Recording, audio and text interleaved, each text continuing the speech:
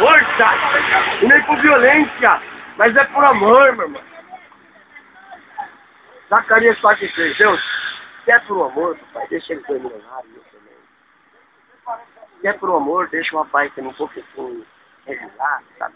Com amor no coração dele. Tem que ter, porque quando tem dinheiro, irmão, também se eu distribuir. Vou pegar R$600 daqui 5 dias, eu não vou ficar com nada no bolso. Nada. Dá pra todo mundo. Zacarias 4:6. Zacarias 4:6. Não tem, só tem 1,50. A bênção de Deus faz você ficar tranquilo aqui. Sabe? E não te dá intranquilidade. Provérbios, mas te dá tranquilidade. Provérbios 10:22. A bênção de Deus, só ela pode fazer isso por ti. Provérbios, eu gostaria como um gravado. 10:22. Amém? Você é o quê? Seu nome?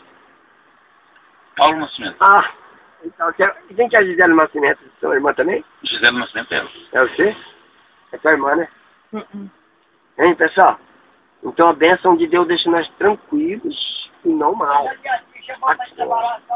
Eu sou aposentado, amigo, ganho bem.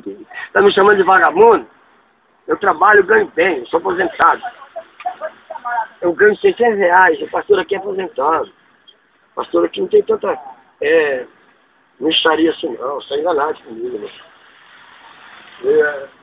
Provérbios 10:22, sabe?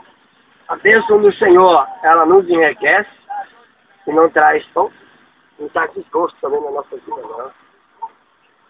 Tá? Eu sou aposentado, amigão, você está enganado, tá? Provérbios 10:22. Mas, não está devendo 50 centavos você. Outra hora você pega, tá?